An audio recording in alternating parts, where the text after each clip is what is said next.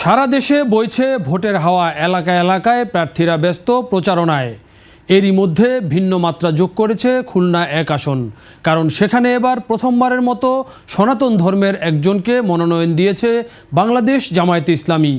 খুলনা জেলার দাকুব এবং বটিয়াঘাটা উপজেলা নিয়ে গঠিত এই আসনে রয়েছেন আরও ৬ জন সনাতন ধর্মের প্রার্থী। ফলে সারা দেশের চেয়ে এখানকার ভোটের অঙ্কটা একটু ভিন্ন রকম, সেটাই আমরা মিলিয়ে দেখার চেষ্টা করব। শুরুতেই দেখে নিব আগের 4টি নির্বাচনে, অর্থাৎ 1991, 1996, 2001 এবং 2008 সালের নির্বাচনে কেমন ছিল খুলনা 1-এর চিত্র। প্রথমেই 1991 সালের 5ম জাতীয় সংসদ নির্বাচন। সবচেয়ে আপডেটেড ফিচার্স নিয়ে 140টিরও বেশি দেশে কনকাফ্রেজ। 5ম জাতীয় সংসদ নির্বাচনে খুলনা 1 আসনে বিজয়ী হয়েছিলেন আওয়ামী লীগের শেখ হারুনুর রশিদ। নৌকা প্রতীক নিয়ে তিনি ভোট পেয়েছিলেন 44,812। তার ভোট প্রাপ্তির হার ছিল 47.7%। সেখানে তার নিকটতম প্রতিদ্বন্দ্বী ছিলেন বাংলাদেশের কমিউনিস্ট পার্টি অর্থাৎ সিপিবির অচিন্ত্য কুমার বিশ্বাস। তিনি কাস্তে প্রতীক নিয়ে ভোট পেয়েছিলেন 21,688, মোট ভোটের 23%। 1991 সালের নির্বাচনের পর 1996 সালের নির্বাচনে এই আসনটিতে আওয়ামী লীগের তৎকালীন সভানেত্রী শেখ হাসিনা নিজেই নির্বাচন করেন, কারণ এর আগের নির্বাচনে অর্থাৎ 1991 সালে তিনি সারা দেশে মোট 3টি আসনে নির্বাচন করেছিলেন, একটি গোপালগঞ্জে আর 2টি ঢাকায়। গোপালগঞ্জ ছাড়া ঢাকার 2টি আসনেই তিনি পরাজিত হয়েছিলেন।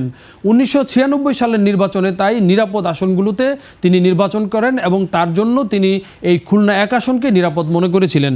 সেই নির্বাচনে শেখ হাসিনা নৌকা প্রতীক নিয়ে খুলনা 1 আসনে 62,247 ভোট পেয়ে নির্বাচিত হয়েছিলেন। তার প্রাপ্ত ভোট ছিল 53.5%। তার নিকটতম প্রতিদ্বন্দ্বী ছিলেন আগের নির্বাচনে যিনি দ্বিতীয় হয়েছিলেন, সেই অচিন্ত্য কুমার বিশ্বাস, বাংলাদেশের কমিউনিস্ট পার্টি সিপিবির প্রার্থী। তিনি কাস্তে প্রতীক নিয়ে ভোট পেয়েছিলেন 19,398, মোট ভোটের 16.7%। অর্থাৎ আমরা দেখতে পাচ্ছি যে 1991 এবং 1996 সালের নির্বাচনে এই খুলনার দাকুব এবং বটিয়াঘাটা এলাকাটি আওয়ামী লীগ এবং সিপিবি এই দুটি দলের মধ্যে মূলত মূল প্রতিদ্বন্দ্বিতা ছিল। সেখানে শেখ হাসিনার মতো একজন ভিভিআইপি প্রার্থী থাকার পরও কিন্তু সিপিবির প্রার্থী সেখানে 19,000 ভোট পেয়েছিলেন, 16.7%।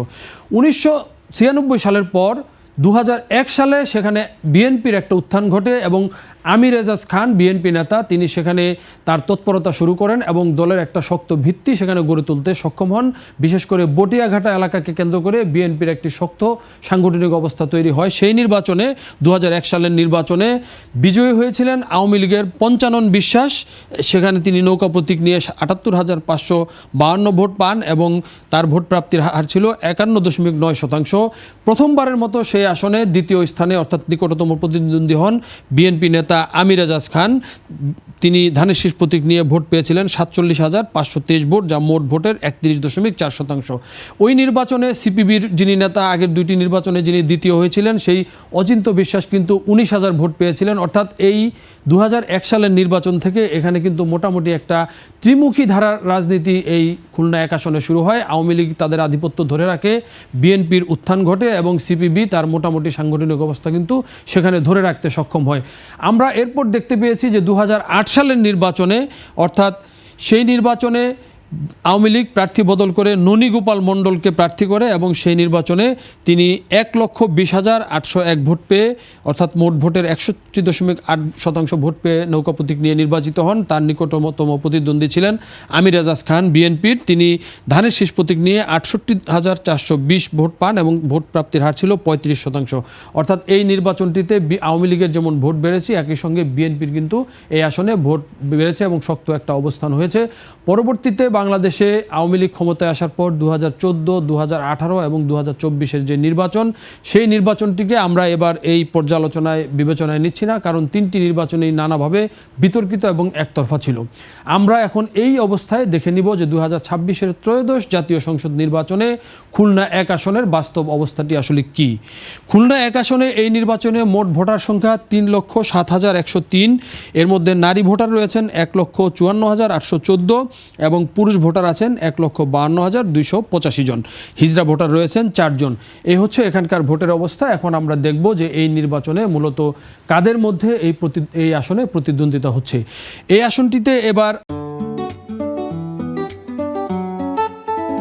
সবচেয়ে আপডেটেড ফিচার্স নিয়ে 140টিরও বেশি দেশে কনকাফ্রেজ। বিএনপির নেতা যিনি আগে 2008 এবং 2001 সালের নির্বাচনে দ্বিতীয় হয়েছিলেন, সেই আমির এজাজ খান বিএনপির নেতা, তিনি ধানের শীষ প্রতীক নিয়ে নির্বাচন করছেন। কিশোর কুমার রায়, তিনি বাংলাদেশের কমিউনিস্ট পার্টি সিপিবি নেতা, তিনি কাস্তে প্রতীক নিয়ে আসনে নির্বাচন করছেন। আমরা শুরুতেই যে কথাটি বলেছি যে জামায়াত ইসলামী এবার এই নির্বাচনে একটি নতুন ধারা তারা সৃষ্টি করেছে। প্রথমবারের মতো তারা একজন হিন্দু প্রার্থী অর্থাৎ সনাতন ধর্মাবলম্বীকে প্রার্থী করেছেন। তিনি কৃষ্ণ নন্দী, খুলনা 1 আসনে তিনি জামায়াতের দাঁড়িপাল্লা প্রতীক নিয়ে নির্বাচন করছেন। এই খুলনা 1 আসনের একটি বিশেষ বৈশিষ্ট্য হলো এখানকার জনসংখ্যার বড় অংশ কিন্তু সনাতন ধর্মের অনুসারী, এবং আমরা যে 2টি উপজেলা এই আসনে রয়েছে এর মধ্যে দাকোপ উপজেলার 55% জনসংখ্যার 55% সনাতন ধর্মের এবং বটিয়াঘাটা উপজেলার 28% সনাতন ধর্মের। সুতরাং এখানকার নির্বাচনে এই হিসাবটি কিন্তু একটি উল্লেখযোগ্য ভূমিকা পালন করে। সেই বিবেচনায় এবারও কিন্তু রাজনৈতিক দলগুলো এখানে মনোনয়নের ক্ষেত্রে হিন্দু ধর্মের অনুসারীদেরকে প্রাধান্য দিয়েছেন, এবং এখানে যে 12 জন প্রার্থী প্রতিদ্বন্দ্বিতা করছেন তার মধ্যে 8 জনই কিন্তু সনাতন ধর্মের, এবং 6টি রাজনৈতিক দল তারা সনাতন ধর্মাবলম্বীদেরকে মনোনয়ন দিয়েছে। আমরা আগেই যেটি বলেছি যে বাংলাদেশ জামায়াত ইসলামী প্রথমবারের মতো এবার এই আসনে অর্থাৎ খুলনা 1 আসনে একজন হিন্দু প্রার্থীকে মনোনয়ন দিয়েছেন। তিনি কৃষ্ণ নন্দী, জামায়াত ইসলামীর দাঁড়িপাল্লা প্রতীক নিয়ে এই আসনে নির্বাচন করছেন। তবে অতীতের ভোটের যে হিসাব নিকাশ বা সাংগঠনিক অবস্থা, তাতে জামায়াত ইসলামী কিন্তু বটিয়াঘাটা এবং দাকোপে তাদের খুব বেশি শক্তি প্রদর্শন করতে পারেননি। তবে পরিবর্তিত রাজনৈতিক পরিস্থিতিতে তারা সাংগঠনিক শক্তি কতটা বাড়াতে পেরেছেন তা কিন্তু ভোটের মাঠে প্রমাণ হবে। তবে এক্ষেত্রে একটি বিষয় বলে রাখা ভালো যে কৃষ্ণ নন্দী নিজে কিন্তু খুলনা 1 আসনের বাসিন্দা নন, অর্থাৎ তার বাড়ি দাকোপ বা বটিয়াঘাটা নয়। তিনি মূলত ডুমুরিয়া উপজেলার, খুলনার আরেকটি উপজেলা, সেখানকার হিন্দু কমিটির সভাপতি, অর্থাৎ তিনি তৃতীয় একটি এলাকা থেকে এসে কিন্তু এখানে হিন্দু অধ্যুষিত এই এলাকায় নির্বাচন করছেন। সেক্ষেত্রে অন্য একটি এলাকার একজন অধিবাসীকে এখানকার দাকোপ এবং বটিয়াঘাটা উপজেলার মানুষেরা কিভাবে গ্রহণ করে সেটি কিন্তু ভোটের মাঠে দেখার একটি বিষয়। আমির এজাজ খান, তিনি বিএনপির ধানের শীষের প্রার্থী, দীর্ঘদিন ধরে এই বটিয়াঘাটা এবং দাকোপে রাজনীতি করছেন, এবং 2001 সাল থেকে তিনি ধানের শীষ প্রতীক নিয়ে কিন্তু পরপর 3টি নির্বাচন অর্থাৎ 2001, 2008 এবং 2018 সালের নির্বাচনে তিনি ধানের শীষ প্রতীক নিয়ে এখানে নির্বাচন করছেন। তিনি লেগে পড়ে থেকে এখানকার উন্নয়নে, এখানকার মানুষের সুখ দুঃখে কিন্তু সবসময় ছিলেন এবং ব্যাপকভাবে একটা জনপ্রিয়তা লাভ করেছেন। আমরা দেখেছি যে 1991 এবং 96 সালে বিএনপি এখানে 3য় অবস্থানে ছিল এবং তাদের প্রাপ্ত ভোট ছিল 10 এবং 12,000। সেখান থেকে কিন্তু আমির এজাজ খান ওই এলাকায় বিএনপির সাংগঠনিক অবস্থা বা ভোট বাড়িয়ে একটা এমন পর্যায়ে নিয়ে এসেছিলেন যে তিনি মূল প্রতিদ্বন্দ্বিতায় চলে আসেন। এই নির্বাচনে তিনি অত্যন্ত শক্তিশালী একজন প্রার্থী, এবং বর্তমান সার্বিক বিবেচনায় তার কিন্তু পাল্লা এখন পর্যন্ত এই খুলনা 1 আসনে ভারী। কিশোর কুমার রায় বাংলাদেশের কমিউনিস্ট পার্টির প্রার্থী, তিনি কাস্তে প্রতীক নিয়ে নির্বাচন করছেন। আমরা 1991, 96 এবং 2001 সালের ভোটের হিসাবে দেখেছি যে এখানে সিপিবির কিন্তু একটি শক্তিশালী অবস্থান রয়েছে এবং তাদের নিজস্ব একটি ভোট ব্যাংক রয়েছে, তারা প্রতিটি নির্বাচনে 19-20 হাজার করে কিন্তু ভোট পেয়েছেন। সেই ভোটের পাশাপাশি কিশোর কুমার রায়, তিনি দাকোপ উপজেলার ভাইস চেয়ারম্যান ছিলেন সর্বশেষ উপজেলা নির্বাচনে, অর্থাৎ তার নিজেরও কিন্তু একটি জনপ্রিয়তা রয়েছে এবং জনপ্রতিনিধি হিসেবে তিনি কাজ করার অভিজ্ঞতা রয়েছে, মানুষের সাথে কাজ করেছেন। ফলে সিপিবির যে সাংগঠনিক অবস্থা, সেখানকার পুরনো ভোট ব্যাংক এবং কিশোর কুমার রায়ের পরিচিতি মিলে তারা কিন্তু এবার একটা মূল প্রতিদ্বন্দ্বিতায় সেখানে থাকতে পারেন বলে ধারণা করা হচ্ছে। এছাড়া অচিন্ত কুমার মণ্ডল, যিনি হলো চালনা পৌরসভার বর্তমান বা সর্বশেষ চেয়ারম্যান, তিনি স্বতন্ত্র প্রার্থী হিসাবে এই নির্বাচনে প্রতিদ্বন্দ্বিতা করছেন এবং তিনিও কিছু ভোট হয়তো বা এখান থেকে পেতে পারেন। সব মিলিয়ে এই আসনটিতে আমরা দেখতে পাচ্ছি যে হয়তোবা আমির এজাজ খান, বিএনপির ধানের শীষের প্রার্থী, তার হয়তো জয়ের সম্ভাবনা রয়েছে। তবে জামায়াতে ইসলামী যে চমক সৃষ্টি করেছেন কৃষ্ণ নন্দীকে ভোট দিয়ে, এখানে হিন্দু ধর্মের ভোটার বেশি, আমরা আগেই বলেছি যে সেই চমকটি সেখানে ভোটের মাঠে নতুন কোনো পরিস্থিতি সৃষ্টি করতে পারলে হয়তোবা বিএনপির জন্য সেটা বড় একটি চ্যালেঞ্জ হয়ে যেতে পারে। এই খুলনা 1 আসনে ভোটের অঙ্কে আরেকটি বড় ফ্যাক্টর কাজ করতে পারে, সেটি হচ্ছে আওয়ামী লীগ। সবচেয়ে আপডেটেড ফিচার্স নিয়ে 140টিরও বেশি দেশে কনকাফ্রেজ।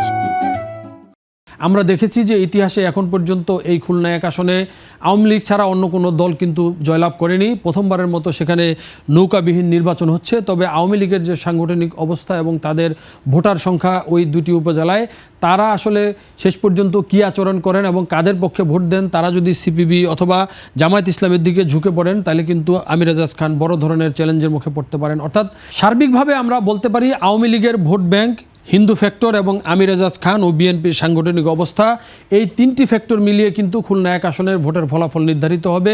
সেক্ষেত্রে আওয়ামী লীগের ভোট যদি কিশোর কুমারের দিকে কিছুটা হলেও যায় তাহলে কিন্তু সিপিবির প্রার্থী অনেকটা সুবিধাজনক অবস্থানে চলে যাবে। সেই সঙ্গে হিন্দু ভোটাররা কার পক্ষে অবলম্বন করবেন, যদি তারা কৃষ্ণনন্দী জামায়াত প্রার্থী তার দিকে ঝুঁকে পড়ে তাহলে কিন্তু এখানে একটা ত্রিমুখী প্রতিদ্বন্দ্বিতা সম্ভাবনা রয়েছে এবং এই ত্রিমুখী প্রতিদ্বন্দ্বিতায় শেষ পর্যন্ত আমির এজাজ খান সহজে পার পেয়ে যাবেন নাকি অন্য কেউ এখানকার নতুন এমপি হবেন, সেটি আমরা জানতে পারবো 12ই ফেব্রুয়ারি নির্বাচনের পর।